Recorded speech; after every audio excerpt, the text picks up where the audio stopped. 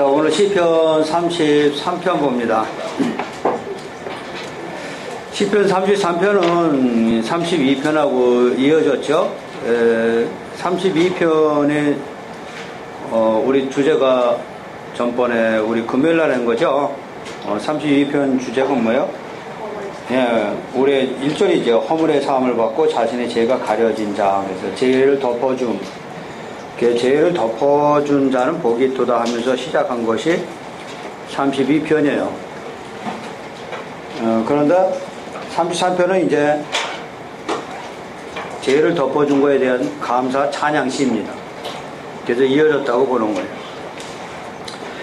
33편 1편 1절 봅니다.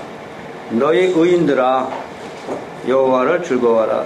예, 의인할 때 우리는 로마서 생각나야 됩니다. 이거 그냥 문자로 보면 우리는 올바른 행동, 이거 의인이라고 하면 이건 세상 사람과 똑같은 거죠. 이 기독교 안에서, 성경 안에서 의인은 믿음으로 의인되는 거예요. 행위로 믿음되는 게 아니라 행위는 믿음에 대한, 은혜에 대한 감사로 행위가 나오는 거지, 여기 의인이라고 해서 율법적인 걸 보면 안 됩니다. 자, 그러니까 믿음으로 의인된들아 여호와를 즐거워하라. 찬송은 정직한 자들이 마땅히 할 바로다 그랬어요. 여기 중요한 단어 나오죠. 의인하고 정직한 자. 정직한 자가 또 우리는 똑같습니다. 정직한 자라는 것은 의인된 자들이 하나님의 감사함으로 우리가 행위를 똑바로 하는 자들이 정직한 자들, 또 죄인임을 깨달은 자들이 수금으로 여호와께 감사하고 열줄 비파로 찬송할지어다. 그러니까 우리는 이미 의인과 정직한 자들이 어떻게 됐냐를 알고 있어요. 신약의 복음을 모르면 이거는 그냥 문자적으로 해석하는 거고, 우리는 복음을 알기 때문에 예수님을 통해서 우리는 의인 됐고 정직한 자들이 돼서 사실은 죄인이죠. 죄인인데 예수님이 우리를 대신해서 죽으심으로 우리는 의인 됐고 정직한 자 됐어요. 그러므로 2절에 감사하고 비파로 찬송하게 되는 것이죠. 이걸 잊어버리면 문자로 보면 아무 의미가 없어요. 그걸 소경이라고 그래요. 그건 국민학생도 아는 거고, 의인 되려면 어떻게 하고 정직한 사람 된다는 것은 세상 사람들이 하는 얘기고, 신약을 배경으로 해서 해석을 해야 된다는 얘기입니다. 이게 성경 해석의 근본이에요. 3절 봅니다. 새 노래로 그를 노래하며 즐거운 소리로 아름답게 연주할지어다. 맞습니다. 여기 중요한 단어 또 나오죠. 새 노래요. 그 무엇이 새 노래냐? 새 노래는 새 복음입니다. 구약에서는 새 노래를 부를 수가 없었어요. 다시 말하면 새 포도주를 마실 수 없었어요. 허은 부대에, 낡은 부대에 새 포도주를 담을 수 없었어요. 이 낡은 부대가 율법적인 거예요. 도덕적인 거, 행위, 이거 얘기합니다. 우리가 행위를 자랑하게 되면 우리가 교만해지고 하나님은 뒷전에 있어요. 입으로만 주님만 부를 뿐이지 주님의 은혜를 깨닫지 못해요. 주님의 은혜를 깨닫지 못한다는 의미는 우리는 절대 변할 수 없다는 얘기죠. 그게 중요한 거예요. 그래서 이 새 노래는 복음입니다. 그를 노래하며 즐거운 소리로 아름답게 연주할지어다. 4절 여호와의 말씀은 정직하며 그가 행하시는 일은 다 진실하도다. 예, 말씀으로부터 시작합니다. 정직하며 그가 행하시는 일은 다 행하시는 일. 하나님이 우리에게 행하시는 큰 일, 한 가지 일. 이거는 여러분들 아셔야죠. 그건 무슨 일일까? 한 가지 일, 큰 일. 예, 이거는 우리를 구원하는 일이에요. 예. 죄인 되었던 우리를 하나님이 구원하시는 일이 이걸 큰 일입니다. 그래서 지금 시인은 하나님의 말씀으로 우리를 창조하시고 말씀에 의해서 우리는 죄인임을 드러냄으로써 정직하게 되고, 이 말씀은 바로 자신의 아들을 우리 대신해서 죽이시면서 우리가 의인되는 그런 말씀입니다. 성경에서 전체적인 것이 구원에 대한 책이고 예수님에 대해서 말씀하시고 있는 거죠. 자, 그가 행하신 일을 우리 뭔지 압니다. 그러면서 진실하다고 합니다. 과연 그 행하신 일을 잘못 알고 있을 때 우리는 하나님의 관이 또 바뀌게 되는 것이죠. 자, 5절 그는 공의와 정의를 사랑하시며 세상에는 여호와의 인자하심이 충만하다 그랬어요. 예, 여기 공의와 정의는 또 마찬가지예요. 공의와 정의는 하나님의 입장에서 세상의 공의와 정의하고는 틀리는 거죠. 우리는 공의가 뭐예요? 하나님이 우리 대신에 죄값을 지불한 걸 공의라고 그래요. 우리를 그냥 구하지 않았고 죄값을 지불했다는 얘기죠. 그래서 정의를 사랑하시며 세상에는 여호와의 인자하심이 충만하다. 그래서 인자하심이라는 것은 우리를 불쌍히 여기시고 하나님의 사랑. 6절 봅니다. 여호와의 말씀으로 하늘이 지음이 되었으며 그 만상을 그의 입 기운으로 이루었도다. 창조 때부터 말씀으로 창조했다고 합니다. 그가 바닷물을 모아 무더기같이 쌓으시며 깊은 물을 곳간에 두시고 바닷물과 이 물을 경계선을 그어서 건너오지 못하게 했죠. 온 땅은 여호와를 두려워하며 세상의 모든 거민들은 그를 경외할지어다.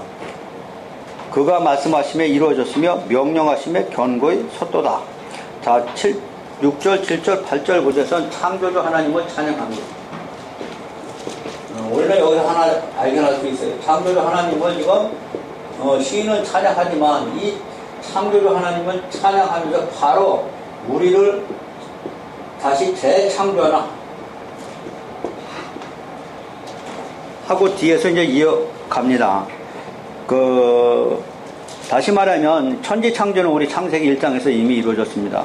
이 천지 창조는 말씀으로 창조됐다고 합니다. 근데 이 말씀으로 창조했다는 것이 우리는 어떤 의미가 있느냐 얘기죠. 정말로 하나님 입으로 그냥 창조했을까? 무조건 믿으라. 그러니까 하나님 있으라 하며 그대로 빛이 있었다. 우리는 하나님이 전능하시기 때문에 입으로 그냥 창조하신 걸 알고 있습니다. 그러나 과학자들은 또는 지식인들은 이거 안 믿죠. 절대 안 믿습니다. 이거는 믿어질 수가 없는 거니까요. 어떻게 입으로 말하면서 창조가 되는가? 자, 그러나 어떤 분이 저한테 이 말씀을 하셨어요. 어디 카이스트요? 예. 그들은 과학자잖아요. 그분이 저한테 얘기를 창조 못 믿겠다는 거죠. 과학적인 근거에 전혀 적합하지 않다는 얘기죠.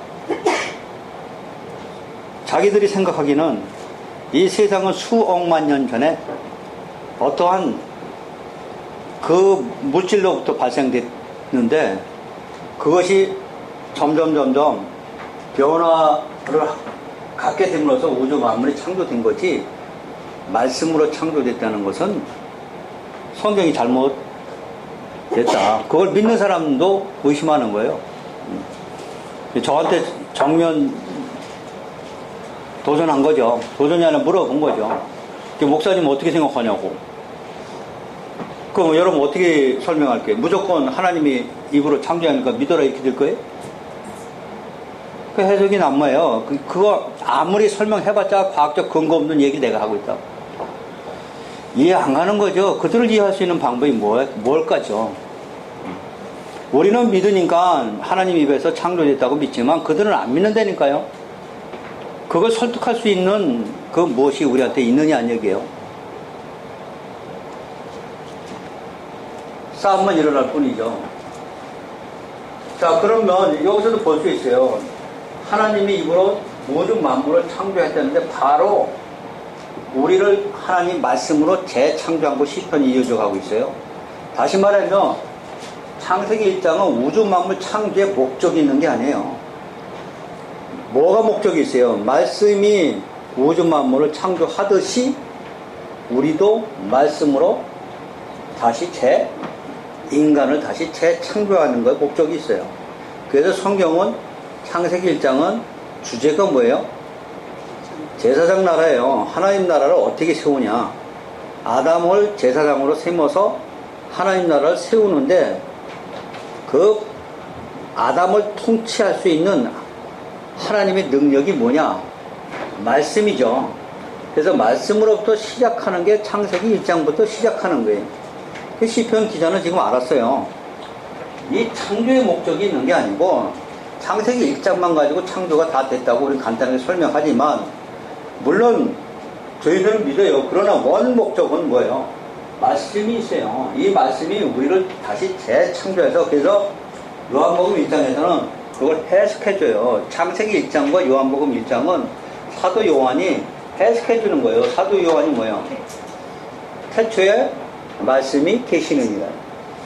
태초에 말씀이 계시느니라. 근데 그 말씀이 하나님과 함께 계셨는데, 그 말씀이 육신이 돼서 이 땅에 내려오셔서 우리를 빛으로 오셔서 창조하기 시작했다는 거예요. 그분은 창세기 1장을 요한복음 1장에서 설명해 주고 있어요. 창세기 1장의 의미를 요한복음 1장에서, 창세기 1장에서 말씀으로 창조한 우주 만물인 그 말씀이 요한복음에 오셔가지고 예수님이 오셔서 그 말씀이 우리를 다시 거듭나게 하고 재창조한다는 얘기예요. 그럼 창세기 1장의 원래 목적은 어디냐? 이 세상에 어떻게 창조됐느냐, 이 의미보다는 나중에 후에 인간을 하나님이 어떻게 구원했느냐, 말씀을 통해서 구원함을 알게 해주는 것이 창세기 1장의 본 뜻이에요. 그래서 창세기 1장은 그렇게 보는 게 아니고 천지 창조가 아니고, 말씀이 결국은 우리를 구원하시는 그걸 알려주기 위해서 하나님이 창세기 1장을 쓰신 것이다. 그랬더니 그분이 하시는 말씀이 그렇다면 이해하겠다는 것이죠. 중요합니다, 이것이. 그렇지 않으면 이해 못해요. 근데 왜 교회에서는 우주 만물을 하나의 입으로 창조한 것만 강조하지 왜 그런 설명을 안 해주냐는 얘기죠. 하나님의 우주 만물을 입으로 창조하지 않았다는 얘기가 아니에요. 그거보다 더 깊은 뜻이 있다는 얘기예요. 우주 만물도 창조했지만 창세기 1장은 우주 만물을 하나님이 했다, 그 뜻보다 나중에 이 말씀을 통해서 인간 창조하는데 목적이 있어요. 왜? 창조 목적 제가 설명했어요. 창세기 할 때 왜 창조한 거예요? 우주 만물을 왜 창조했냐고요. 창조 자체가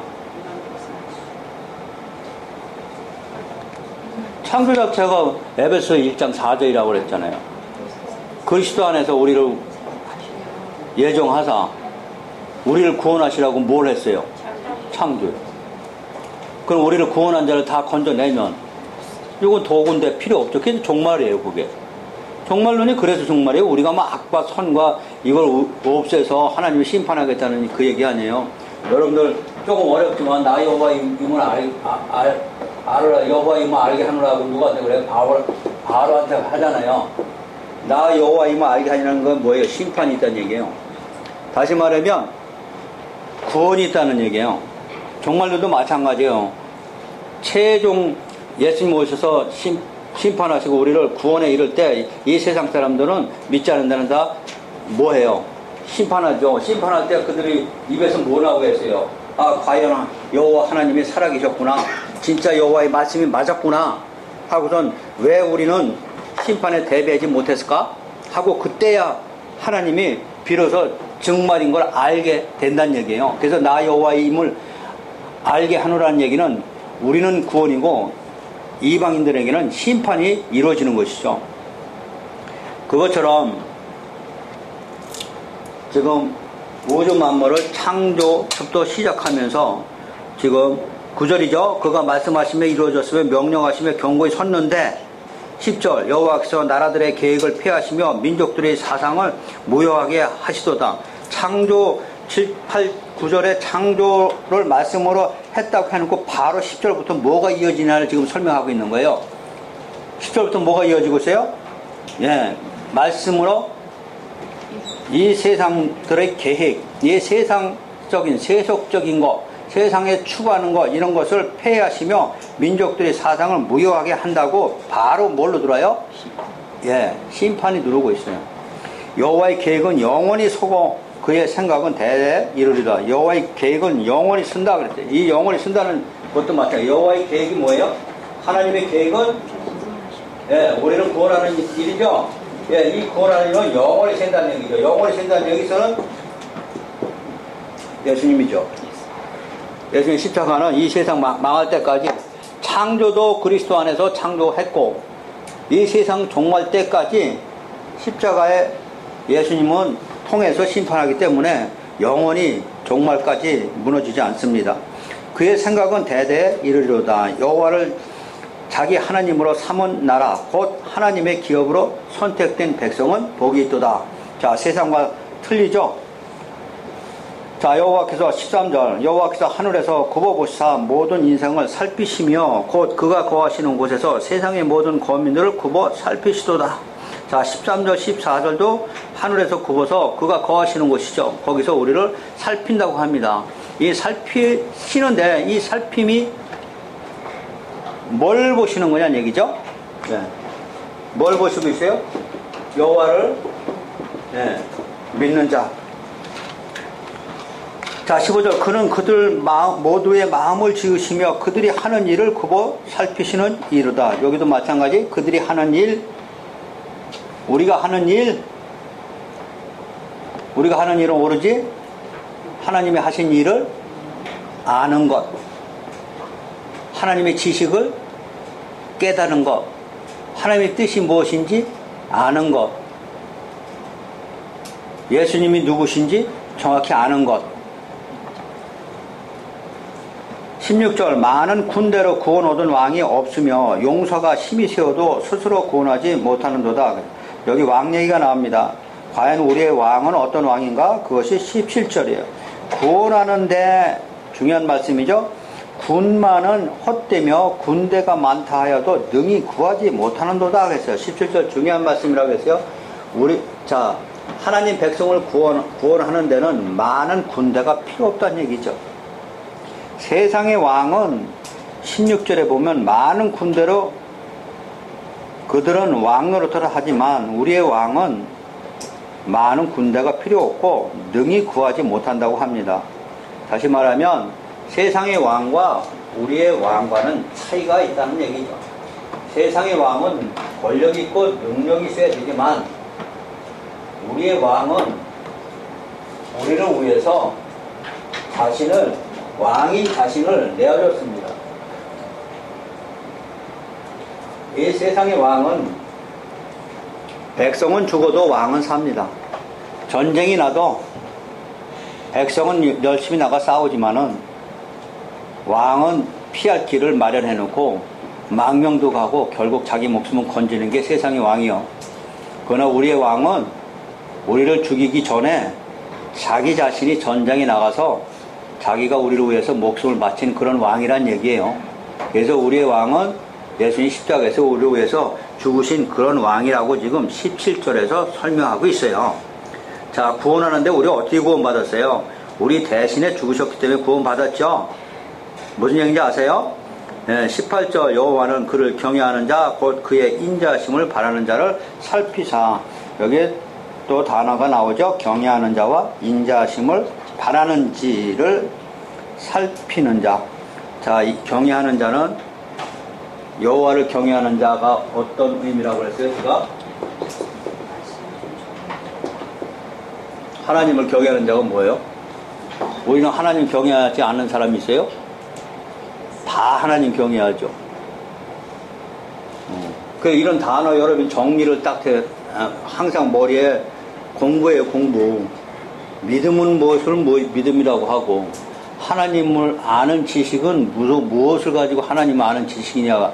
그 다음에 의인은 뭐가 의인이고 뭐가 공의이고 하나님의 사랑이 왜 하나님의 사랑인지 이런 것이 정리가 다 돼야 여러분 설명할 줄 알아요. 이게 그냥 뭉틀해가지고 누가 믿으면 뭐예요? 무조건 믿기만 하면 되고 무조건 기도만 하면 된다고 이런 얘기하면 안 된다는 얘기예요.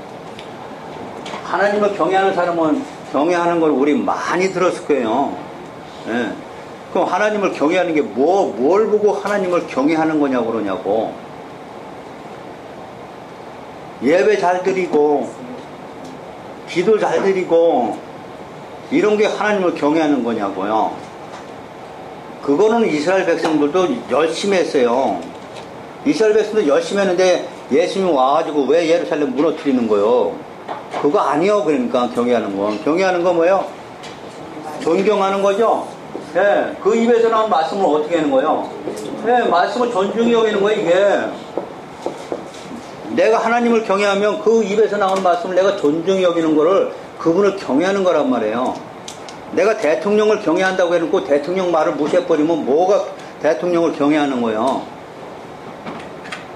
입으로는 대통령을 경외한다고 해놓고 대통령이 오나 마나 그 말을 지키지 않으면 난 대통령을 경외하지 않는 거지.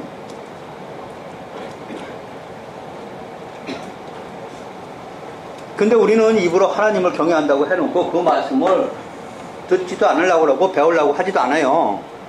그러면서 무슨 하나님을 경외한다는 얘기요? 말씀이 창조하시고 지금 보세요, 성경을. 말씀이 누구라고 그래요? 곧 하나님이라고 그러잖아요. 말씀이 곧 하나님이라는 말씀이 왜 머리에 이렇게 안 들어가는 거예요? 우리는 들어가니까 여기 와서 배우고 있지만 많은 기독교인들이 지금 그렇다는 얘기예요. 하나님을 사랑한다고 그러고 기도를 열심히 하고 환상을 보니 뭘 보니 계시는 떠들어도 그 말씀과는 전혀 관계없다니까요. 우상 무슨 신비적인 그것처럼 섬기고 있다니까요. 그러면 안 되는 거죠. 경외하는 게 뭐냐고 여러분. 아무리 예배 잘 드리고 아무리 뭐해 그게 소용없어요. 말씀을 빠진 상태에서 우상처럼 신비적인 거나 찾고 하면 그거는 이미 불법을 행하는 자예요. 왜 그래? 이 말씀이 무슨 말씀이에요? 하나님이 나를 어떻게 사랑했나 알게 해주거든요. 그 사랑을 알아야만 우리가 바뀔 수 있다고 그랬죠. 그 사랑을 모르고 어떤 하나님을 경외한다고 애적 수단을 만약에 하면 나는 절대 안 변한다니까요. 변한 척만 하죠. 절대 안 변해요. 내 마음은. 우리 인간의 마음은 사랑밖에 없어요. 남편이 얼마나 날 저기 해도 그 남편이 정말로 날 목숨을 걸고 사랑하는 걸 알면 절대로 여러분들은 어떤 고난에서 남편을 욕하지 않을 거예요. 하나님도 마찬가지예요. 그걸 알아야만 우리가 변화된다는 얘기죠. 근데 우리는 그렇게 마음은 변화된 것처럼 가상할 뿐이죠. 애적 수단으로. 결국 그래서 이 말씀을 알아야 우리가 변화된다는 얘기입니다.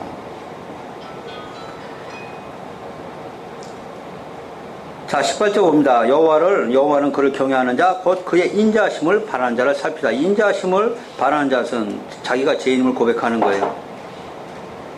한마디로 지금 경외하는 자는, 여호와는 시편 기자는 지금 뭐라고 그래요? 하나님의 말씀을 존중히 여기고 또 하나님의 긍휼하심, 인자하심에 바라고 있죠, 지금. 19절, 그들의 영혼을 사망에서 건지시며 그들이 굶주릴 때 그들을 살리시는도다. 자, 여기 중요한 단어는 또 영혼이에요. 우리의 구원은 물질에 있지 않고 고난에 있지 않고 영혼에 있어요. 우리 영혼이 여호와를 바라며 그는 우리의 도움과 방패시로다. 우리 마음이 그를 즐거워하며 우리가 그의 성호를 의지하였기 때문이로다. 자, 성호가 뭐죠? 이름, 다시 말하면 뭐예요? 기껏?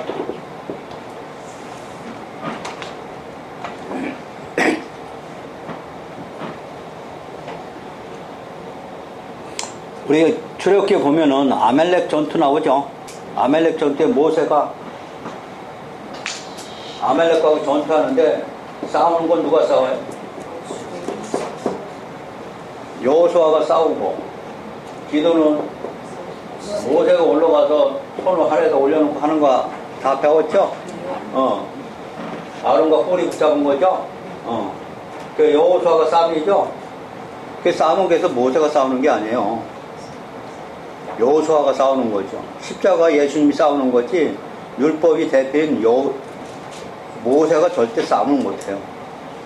그래서 여기는 여호수아가 나가서 전쟁에 나가는 거예요. 근데 전쟁에 나가는데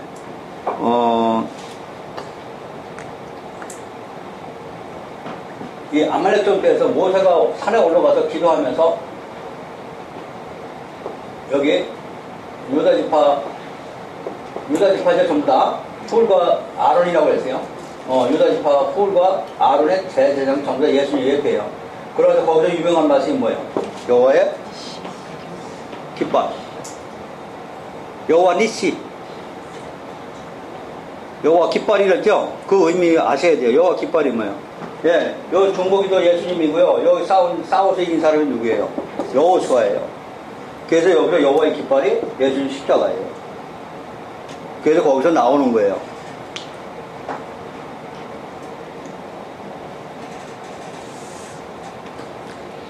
아무것도 못하는 거예요. 여러분 성경 자세히 보면 율법과 복음이 헷갈리면 안 된다고 그랬어요. 율법이 모세가 대표예요. 대표자가 모세. 그래서 모세는 느보산에까지만 가고 못 넘어간다고. 요단강 못 넘어가죠? 못 넘어가는 거예요. 그래서 모세는 여기서 아무 일도 못해요. 지 기도도 못 올라가요. 여기 기도도 예수님이 붙잡은 주에 올라가는 거고, 여기 싸움도 예수님이 싸움이에요. 모세는 뭐야? 산에 앉아가서 아무것도 못하고 있는다고. 그게 율법이에요. 자, 그것처럼 지금 20절 우리 영혼이 여호와를 바라며 그는 우리의 도움과 방패시로다. 우리 마음이 그를 즐거워하며 우리가 그의 성호를 의지하였기 때문이다. 여기 성호 설명하느냐고 그랬어요.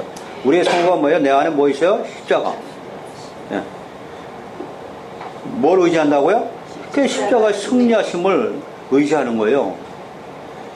22절 여호와여 우리가 주께 바라는 대로 주의 인자하심을 우리에게 베푸소서 했어요.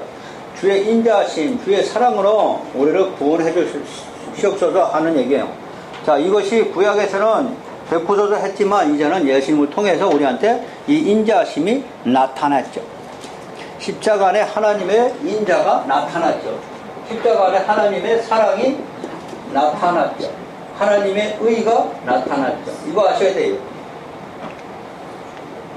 하나님의 사랑이 십자가 안에 나타나야 되고 하나님의 의가 십자가 안에 나타나야만이 하나님은 그때서야 올바르게 알아요. 이거 모르면 이분은 뭐 하나님 사랑하고 우리를 구원했다고 교리로만 생각하고 절대 우리는 마음은 안 변하는 거예요.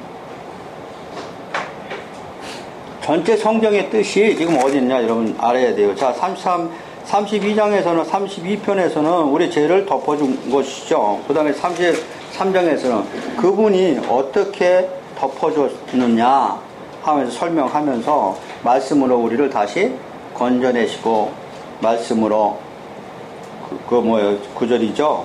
말씀으로 모든 나라의 계획들을 폐하시고 단 경외하는 자 인자하심을 받는 자를 살피셔서 우리를 구원에 이른다는 그 말씀이에요.